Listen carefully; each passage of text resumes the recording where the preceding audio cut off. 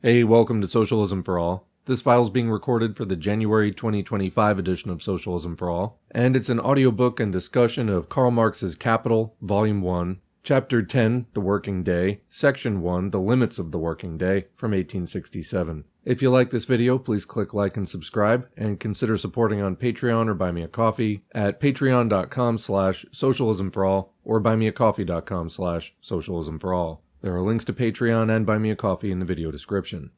So, Chapter 10 is part of Part 3, the production of absolute surplus value, which deals with capitalists' attempts to lengthen the working day in order to increase surplus value. And this chapter really gets into the heart of that with lots of examples of working conditions from Marx's time. As we've discussed in many previous audiobooks, the logic of capitalism is more or less pretty simple, and although the technology may change from decade to decade, the basic class interests really do not. So again, while the situations described here are from the 19th century, the principles underlying them are going to be really similar to what's still going on now. And no, it's not because Marx is a time traveler, it's because we're still in the same basic historical moment. Capitalism may have passed into more late-stage or imperialist capitalism since the time when Marx was writing this book, but again, a lot of what we're discussing in Kapital is really foundational principles of capitalism, and consequently they're applicable then or now. Before we begin, I want to note that chapters 1 through 6, I would say, are kind of a piece in terms of laying down the elementary principles and vocabulary terms used in this book. So if you haven't done those, definitely go back, listen to those chapters. We have a playlist which you can find in the video description of Kapital Volume 1.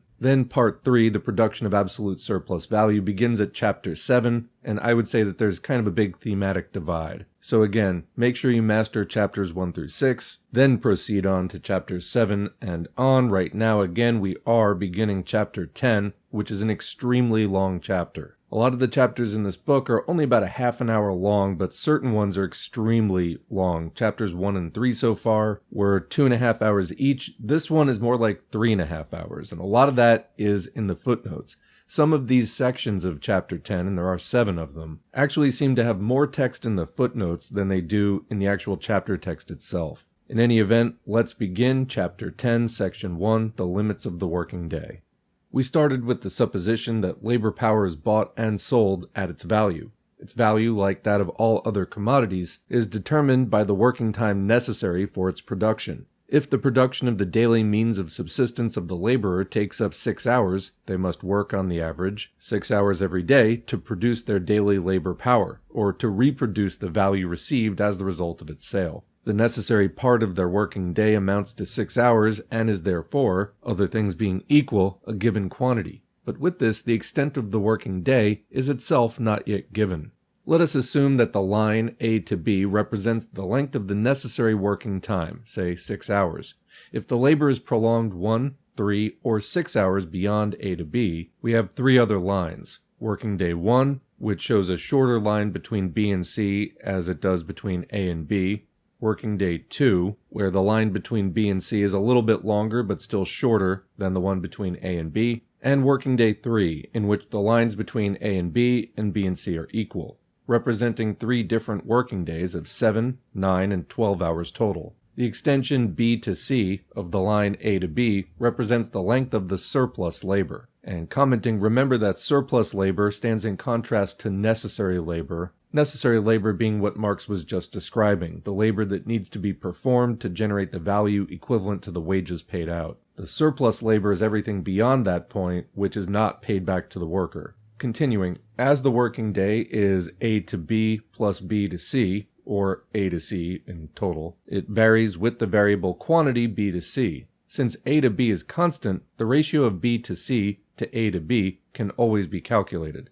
In working day 1, it is 1/6. 1 hour, B to C, is the surplus labor, and 6 hours, A to B, is the necessary labor. In working day number 2, the ratio is 3/6. In working day number 3, it's 6/6. Since further, the ratio surplus working time over necessary working time determines the rate of the surplus value, the latter is given by the ratio of B to C to A to B. It amounts in the 3 different working days respectively to 16 2/3%, 50%, and 100%. On the other hand, the rate of surplus value alone would not give us the extent of the working day. If this rate, e.g., were 100%, the working day might be of 8, 10, 12, or more hours. It would indicate that the two constituent parts of the working day, necessary labor and surplus labor time, were equal in extent, but not how long each of these two constituent parts was, in terms of its absolute magnitude, the actual amount. The working day is thus not a constant, but a variable quantity. One of its parts certainly is determined by the working time required for the reproduction of the labor power of the laborer themselves, but its total amount varies with the duration of the surplus labor. The working day is therefore determinable, but is per se indeterminate. Or as an essay on trade and commerce containing observations on taxes, etc. put it in 1770, a day's labor is vague. It may be long or short.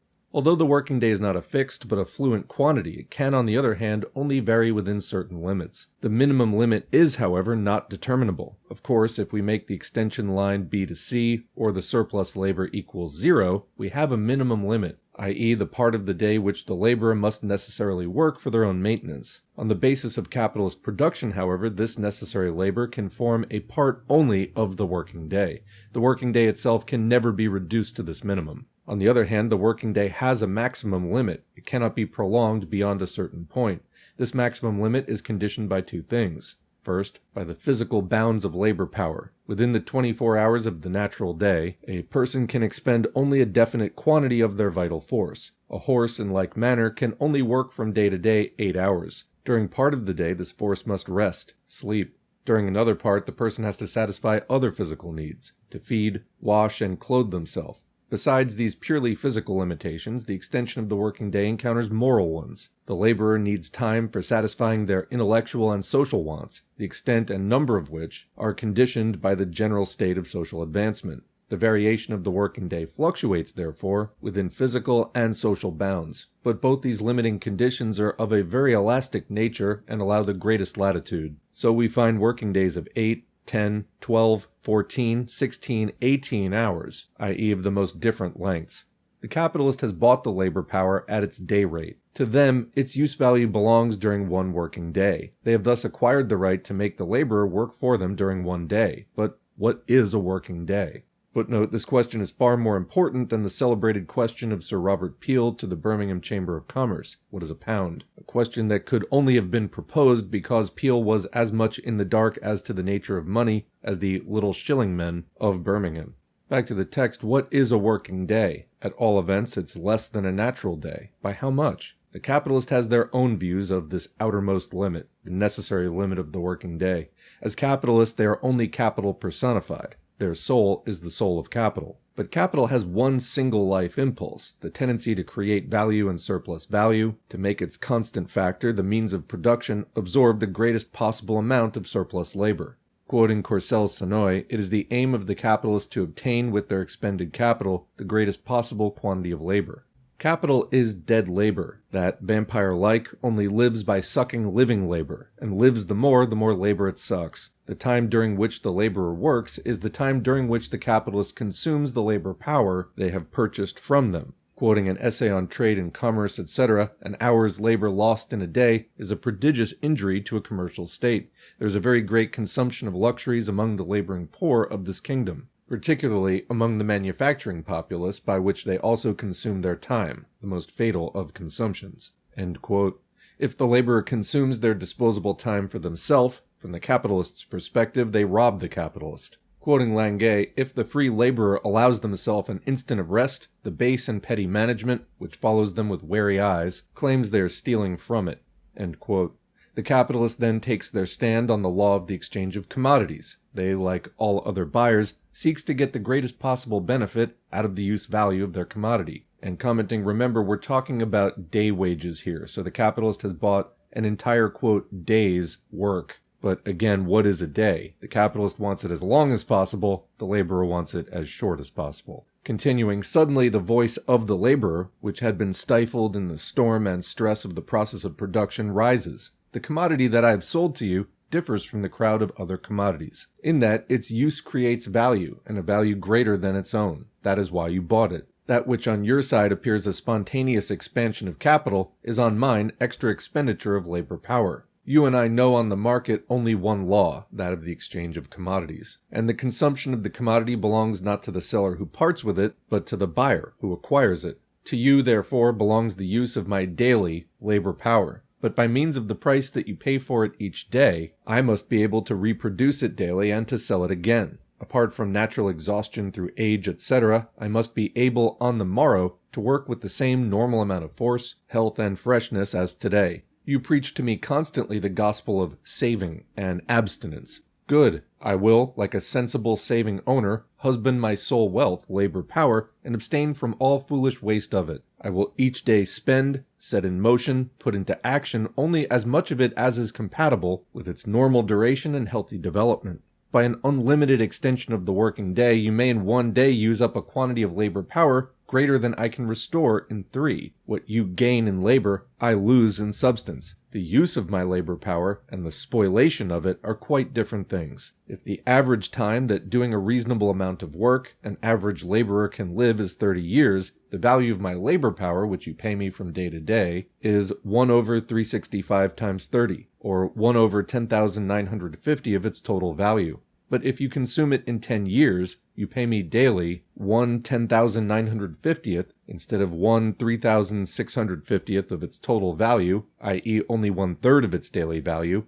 and you rob me, therefore, every day of 2/3 of the value of my commodity. You pay me for 1 day's labor power, while you use that of 3 days. That is against our contract and the law of exchanges.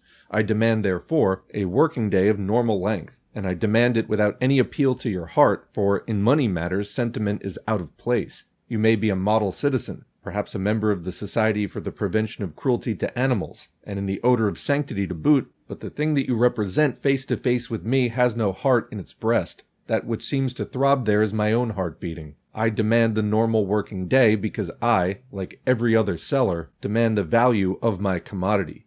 Footnote here, during the Great Strike of the London Builders, 1860-61, for the reduction of the working day to 9 hours, their committee published a manifesto that contained to some extent the plea of our worker. The manifesto alludes, not without irony, to the fact that the greatest profit-monger amongst the building masters, a certain Sir M. Peto, was in the odor of sanctity. This same Peto, after 1867, came to an end a la Strasbourg. Financial ruin. Back to the text. We see then that apart from extremely elastic bounds, the nature of the exchange of commodities itself imposes no limit to the working day, no limit to surplus labor. The capitalist maintains their rights as a purchaser when they try to make the working day as long as possible, and to make, whenever possible, 2 working days out of 1. On the other hand, the peculiar nature of the commodity sold implies a limit to its consumption by the purchaser, and the laborer maintains their right as seller when they wish to reduce the working day to one of definite normal duration. There is here, therefore, an antinomy, right against right, both equally bearing the seal of the law of exchanges. Between equal rights, force decides. Hence is it that in the history of capitalist production, the determination of what is a working day presents itself as the result of a struggle between collective capital, i.e. the class of capitalists, and collective labor, i.e. the working class.